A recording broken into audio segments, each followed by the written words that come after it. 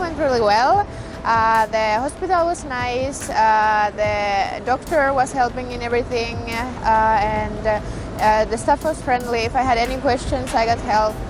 And Istanbul overall was really nice town. There was many nice sites in there, like Taksim and the Blue Mosque and the Hagia Sophia.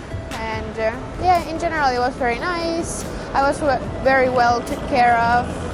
Yeah, and the operation went well. The surgery, everything went well there. I got very much help. I had some swelling afterwards, but also there I was being helped. And